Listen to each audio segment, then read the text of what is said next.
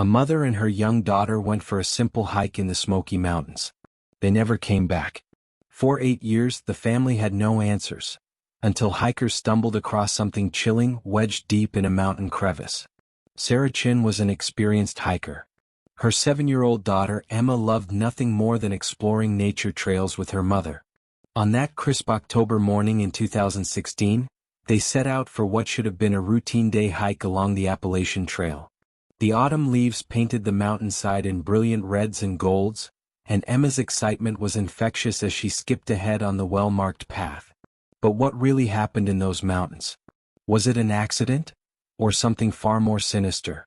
The discovery 8 years later would finally provide answers, but those answers would only deepen the mystery. Because what searchers found wedged in that rocky crevice wasn't just evidence of what happened to Sarah and Emma Chin. It was proof that their disappearance was far from the simple hiking accident everyone had assumed. What you're about to hear is a story of love, loss, and the dangerous secrets that the Smoky Mountains keep hidden in their ancient peaks. Sarah Chin, 34, was a pediatric nurse at East Tennessee Children's Hospital in Knoxville. Her colleagues described her as meticulous, caring, and fiercely protective of children, qualities that made her both an exceptional nurse and a devoted mother. She had moved to Tennessee 3 years earlier following her divorce, seeking a fresh start for herself and her daughter Emma in the shadow of the Great Smoky Mountains. Emma was everything to Sarah. At 7 years old, she was bright, curious, and shared her mother's love of the outdoors. Every weekend, weather permitting, they would explore different trails in the national park. It was their special time together. No phones, no distractions, just mother and daughter connecting with nature. The Great Smoky Mountains National Park spans over 800 square miles of wilderness straddling the Tennessee-North Carolina border. It's America's most visited national park, but it's also one of its most dangerous. The ancient mountains hide treacherous terrain, sudden weather changes, and more than 100 waterfalls that create slippery, deadly conditions. Each year, dozens of visitors require rescue and several don't make it home at all. October 15, 2016, dawned clear and cool, perfect hiking weather. Sarah had planned a moderate 4-mile loop on the Gatlinburg Trail, a path she'd hiked multiple times before. She packed their usual supplies: water, snacks, first aid kit, and Emma's favorite stuffed elephant, which never left her backpack on their adventures. At 8:30 a.m., park rangers at the Gatlinburg Visitor Center remembered seeing them. Sarah had stopped to get a trail map, even though she knew the route by heart. Emma was bouncing with excitement, wearing her bright purple jacket and new hiking boots, a recent birthday present. The little girl was so happy, Ranger David Morrison would later recall. She was telling everyone about the salamanders she hoped to find. Her mother was patient, answering all her questions about the trail markers and wildlife. The last confirmed sighting came from fellow hikers Mark and Janet Williams, who passed Sarah and Emma around 10:15 a.m. near the 2-mile marker. The family seemed in good spirits, taking photos by a scenic overlook. Emma was collecting colorful leaves while Sarah watched with the gentle smile that friends said never left her face when she was with her daughter. They looked like they were having the perfect mother-daughter day, Janet Williams remembered. Emma showed us her leaf collection and asked if we'd seen any bears. Sarah laughed and said they were hoping to spot some wildlife from a safe distance. That innocent conversation would haunt the Williams family for years to come. Hours later, when they didn't return to the parking lot, a sense of unease began to settle over the park staff. Sarah was known to be punctual and responsible. She would never let her daughter get caught in the mountains after dark. By 6 p.m., Sarah's Toyota Camry sat alone in the parking lot as shadows lengthened across the empty spaces. Park policy required initiating search procedures when visitors failed to return by their estimated time, and Sarah had told the ranger she expected to be back by 4 p.m.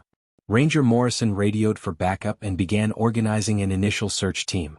Within an hour, 6 rangers were deployed along the Gatlinburg Trail with high-powered flashlights and emergency radios.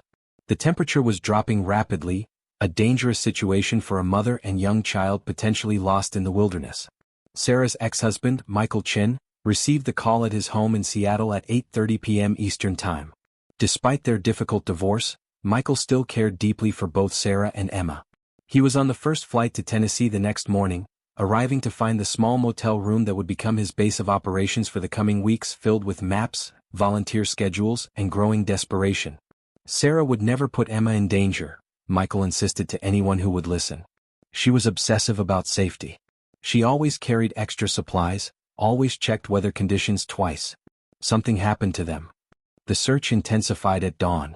Park Superintendent Rebecca Martinez authorized the deployment of their full resources: helicopter crews, trained search dogs, and specialized cave rescue teams. The Smokies are honeycombed with caves and crevices, many unmapped and hidden by vegetation. If Sarah and Emma had fallen or taken shelter, they could be anywhere in hundreds of square miles of wilderness. By day 3, over 200 volunteers had joined the effort. Local churches, hiking clubs, and concerned citizens from 3 states arrived to help. The search grid expanded beyond the official trail boundaries as teams considered the possibility that Sarah and Emma had wandered off-path, perhaps chasing wildlife or seeking a better photo opportunity.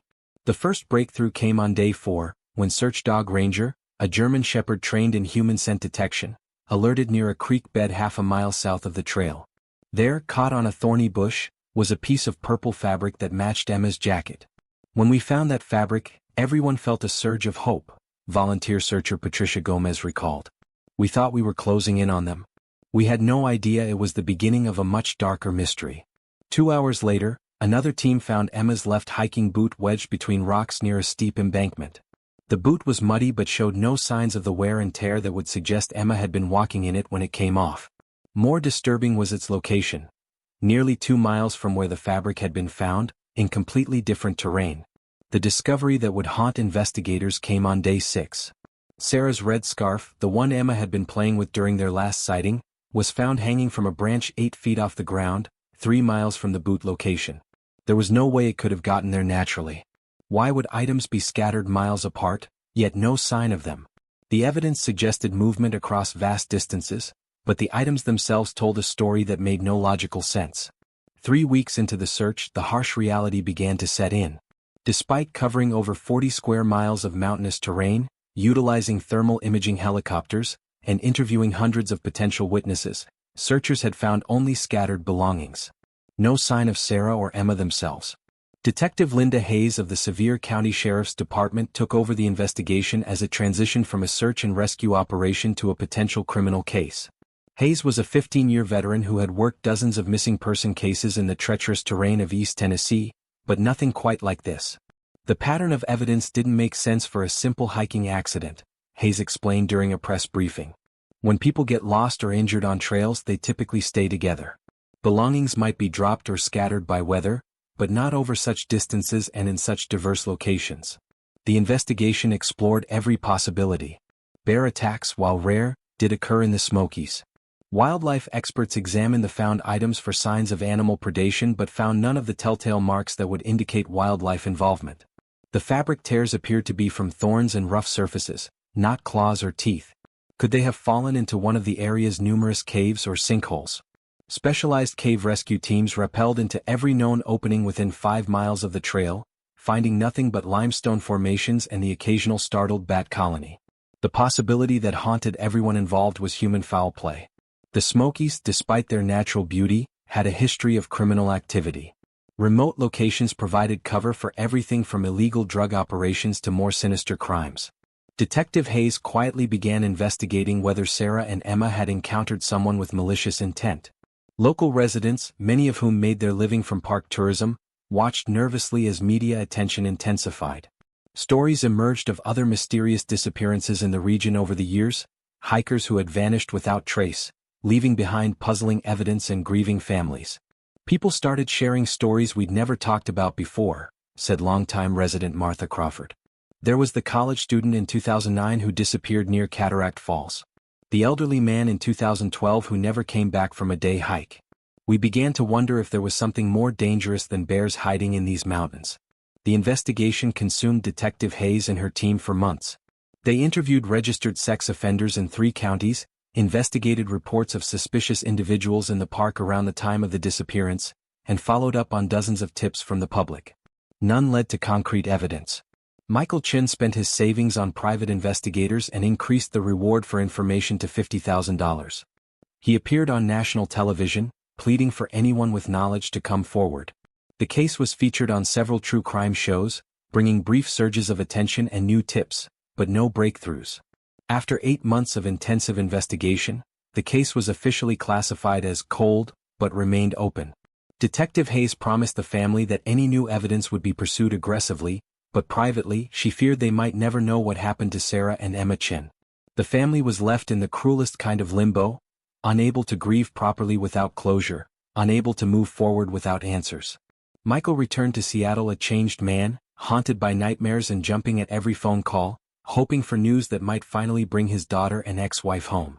But 8 years later, hope would turn into horror when hikers would stumble upon a discovery that would finally unlock the mystery, but raise even more disturbing questions. August 12, 2024, started as a routine adventure for the Tennessee Tech University Geology Club.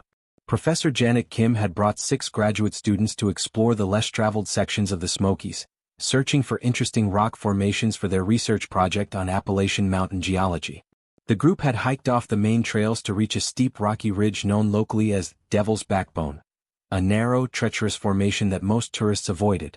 The area was known for its dramatic crevices and caves formed by millions of years of water erosion, making it perfect for geological study but dangerous for casual hikers.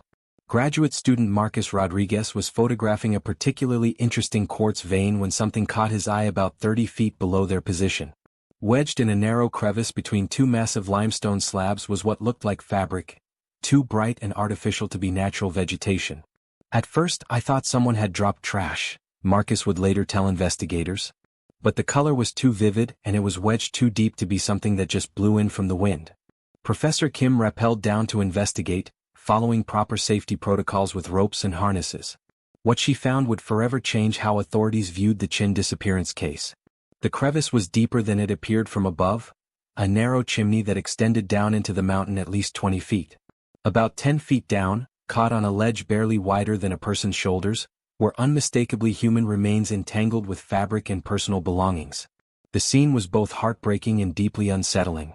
A child's bright purple jacket, the same color Emma Chin had been wearing 8 years earlier, was wrapped around what appeared to be larger bones. Nearby, barely visible in the shadows, were the remains of an adult-sized skeletal structure. Professor Kim immediately called 911 and secured the area, ensuring that her students remained at a safe distance while they waited for authorities. The isolation of the location meant that it took nearly 2 hours for the first responders to reach the site, followed by specialized recovery teams with the equipment necessary to safely extract remains from such a precarious position. "The silence up there was absolute," recalled student Sarah Martinez. "It felt like the whole mountain was holding its breath. We all knew we'd found something important, something tragic, but none of us wanted to say it out loud." The recovery operation took 3 days. The crevice's narrow opening and unstable rock formations made the work extremely dangerous. Each bone, each piece of fabric, each personal item had to be carefully catalogued and removed using specialized equipment designed for confined space rescue operations. What they pulled from that crevice would finally unlock the mystery of what happened to Sarah and Emma Chin. But the answers would only deepen the questions surrounding their disappearance.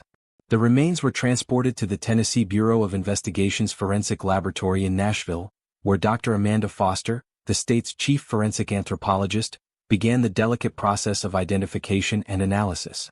DNA extraction from bones that had been exposed to mountain weather for 8 years was challenging, but Dr. Foster's team successfully obtained samples from both sets of remains. On September 3, 2024, the results confirmed what everyone feared. The remains belonged to Sarah Chin and her 7-year-old daughter Emma.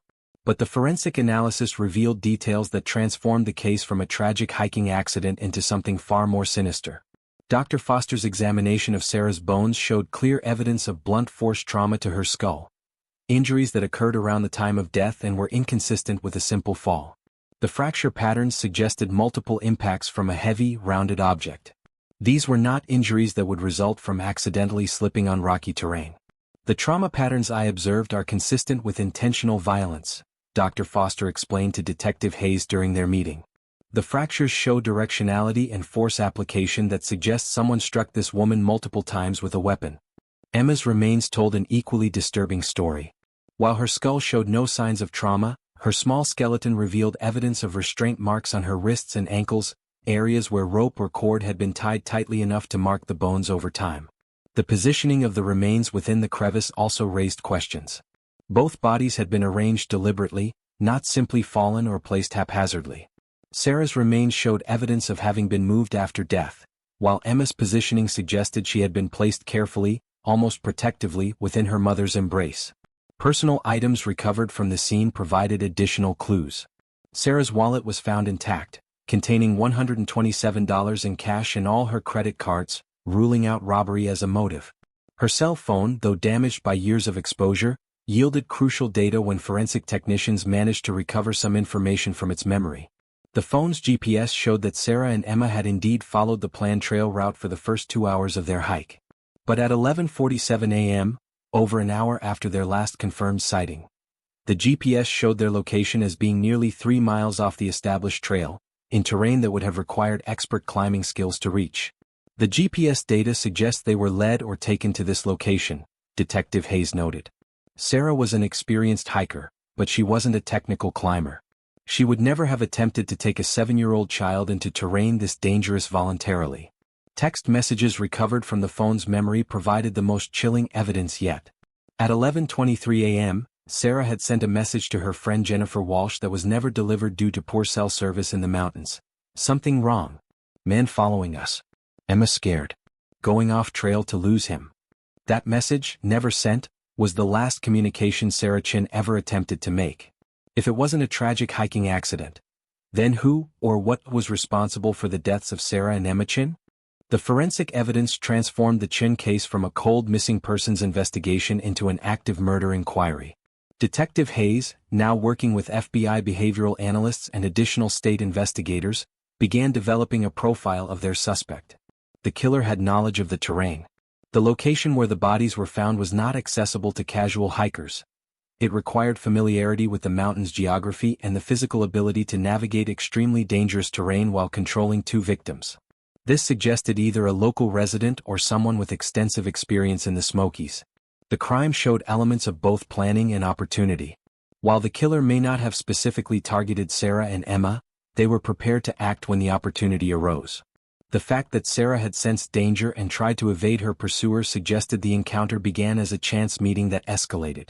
Investigators revisited every aspect of the original investigation, this time viewing evidence through the lens of murder rather than accident. The scattered belongings found during the initial search took on new meaning. They could have been deliberately placed to mislead searchers and buy time for the killer to dispose of the bodies. 3 potential suspects emerged from the renewed investigation. Thomas Hartwell, 47, was a local resident with a history of assault charges and an extensive knowledge of the mountain trails gained through years of illegal hunting in the national park. Hartwell had been questioned during the original investigation but provided an alibi. He claimed to be helping his elderly neighbor with yard work the day Sarah and Emma disappeared. When investigators re-examined that alibi 8 years later, they discovered inconsistencies. The neighbor, now deceased, had left behind journals that made no mention of Hartwell visiting that October weekend. Cell phone records showed Hartwell's phone had been turned off for over 6 hours on October 15, 2016. Unusual for someone who typically maintained constant contact with friends and family.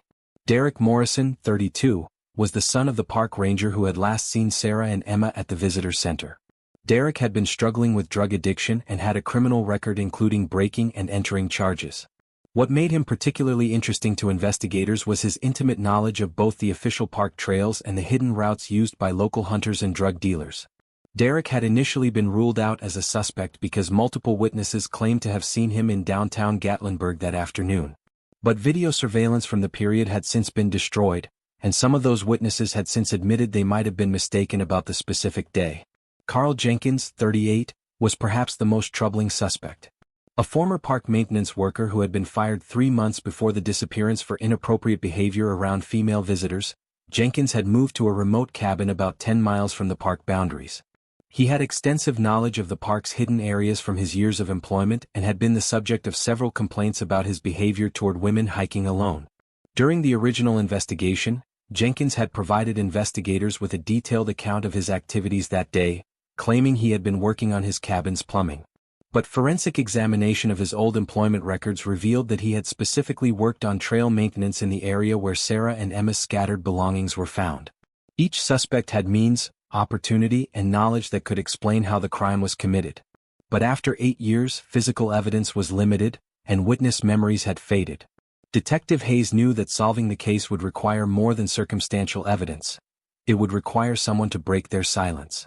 The investigation also explored the possibility that the killer was someone not yet on their radar. The Smokies attracted transients, seasonal workers, and individuals seeking to disappear into the wilderness. It was possible that Sarah and Emma had encountered someone passing through the area who had since moved on. As investigators dug deeper into the case, they uncovered disturbing information about other unsolved disappearances in the region. 3 other cases from the past decade showed similar patterns. Hikers who had vanished from established trails only to be found years later in locations that suggested they had been led or taken there by someone else. The deeper investigators looked, the darker the possibilities became. Working with forensic psychologists and experienced search and rescue professionals, investigators painstakingly reconstructed what they believed were the final hours of Sarah and Emma Chen's lives. Based on the GPS data from Sarah's phone and witness testimony, they established a timeline that painted a heartbreaking picture of a mother's desperate attempt to protect her child. 9:30 a.m. to 10:15 a.m., Sarah and Emma followed their planned route along the Gatlinburg Trail. Fellow hikers described them as happy and relaxed, taking photos and collecting leaves. Emma was particularly excited about a salamander she had spotted near a creek crossing. 10:15 a.m. to 11:23 a.m., something changed. The GPS data showed that their pace slowed significantly, and they began making several detours off the main trail. Analysis of the terrain suggested these weren't random wanderings but deliberate attempts to lose someone who was following them. 11:23 a.m., Sarah's unsent text message to her friend revealed her growing fear. Something wrong. Man following us. Emma scared. Going off trail to lose him. This was the last communication Sarah attempted to make.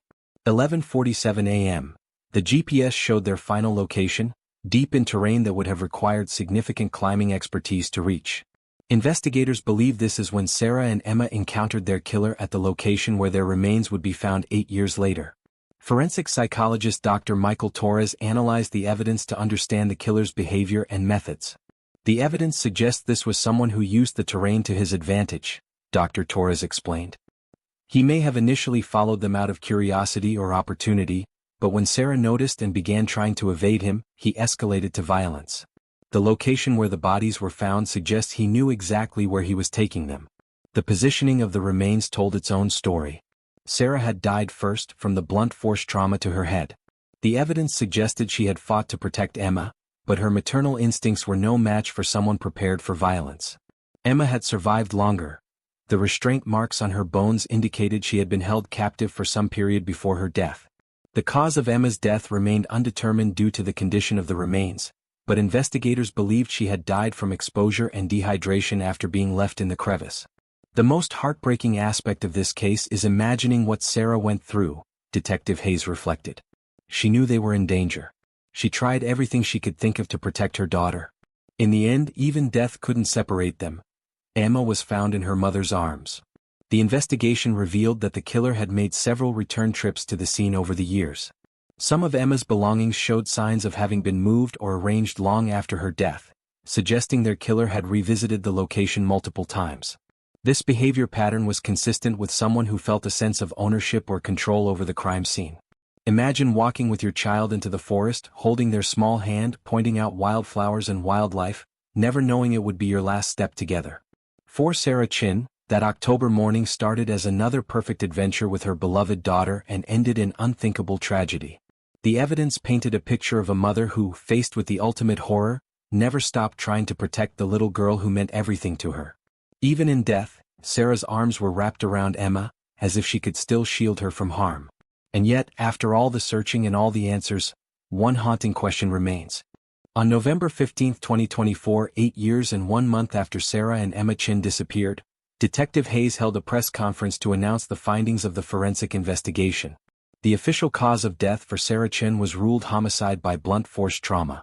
Emma Chin's death was listed as homicide by undetermined means. Despite the extensive investigation and compelling evidence, no arrests were made. The 3 primary suspects all maintained their innocence, and while circumstantial evidence existed against each, prosecutors determined there was insufficient concrete evidence to guarantee a conviction. This case will remain open and active, Detective Hayes announced. We have strong evidence that Sarah and Emma Chen were murdered, but we need the final piece of the puzzle to bring their killer to justice. Someone out there knows what happened on that mountain, and we won't stop until we find them. Michael Chen, now 52, had waited 8 years for answers. While the discovery of his daughter and ex-wife's remains brought a measure of closure, the lack of an arrest left him struggling with conflicting emotions. At least I know they're finally home, Michael said during a memorial service held at the Park Visitor Center where Sarah and Emma had been last seen alive. But knowing that someone took them from me, someone who is still free, still able to hurt other families, that's something I'll never accept. The case sparked renewed discussions about safety in national parks.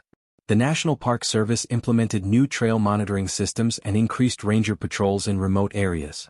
Warning signs were posted at trailheads reminding hikers to stay on marked paths and to inform others of their hiking plans. For the Tennessee Tech geology students who discovered the remains, the experience profoundly impacted their lives. Marcus Rodriguez changed his career focus to forensic geology, hoping to use his skills to help solve similar cases. Professor Kim established a scholarship fund in Sarah and Emma's honor for students pursuing careers in forensic science. The local community was left grappling with the reality that someone capable of such violence had lived among them for years. The 3 suspects all remained in the area, their lives forever marked by suspicion even without formal charges. Thomas Hartwell moved away from the mountains 6 months after the remains were discovered, selling his property and leaving no forwarding address. Derek Morrison entered a rehabilitation program and claimed to have no memory of the day in question due to his drug use at the time. Carl Jenkins continued to maintain his innocence while admitting that his inappropriate behavior toward female park visitors had made him a natural suspect. The broader investigation into other unsolved disappearances in the Smokies continued, with federal authorities exploring possible connections to Sarah and Emma's case. While no definitive links were established, the pattern of missing hikers found years later in impossible locations suggested that their killer might have been responsible for other crimes. The Smokies hold their secrets well. In their ancient peaks and hidden crevices, evidence can remain hidden for decades, and some mysteries may never be fully solved. For Sarah and Emma Chen, those mountains became their final resting place, but their story continues to echo through the lives of everyone touched by their tragedy. The case remains technically unsolved, with a standing reward of $75,000 for information leading to an arrest. Detective Hayes, now nearing retirement, checks on the case file weekly, hoping that new forensic techniques or a break in the case might finally bring justice for the mother and daughter who went for a simple hike and never came home. On quiet days in the Smokies, when the morning mist rises from the valleys and the ancient mountains stand silent and watchful, visitors can sometimes feel the weight of the secrets these peaks contain. Rangers report that the area where Sarah and Emma were found has become a place of pilgrimage for those who remember their story. A reminder that even in nature's beauty, darkness can lurk just off the beaten path. The investigation continues, the family seeks justice, and somewhere in the shadows of the Smoky Mountains, the truth waits to be discovered. What do you think really happened that October day in 2016? Was it a chance encounter with evil or something more calculated?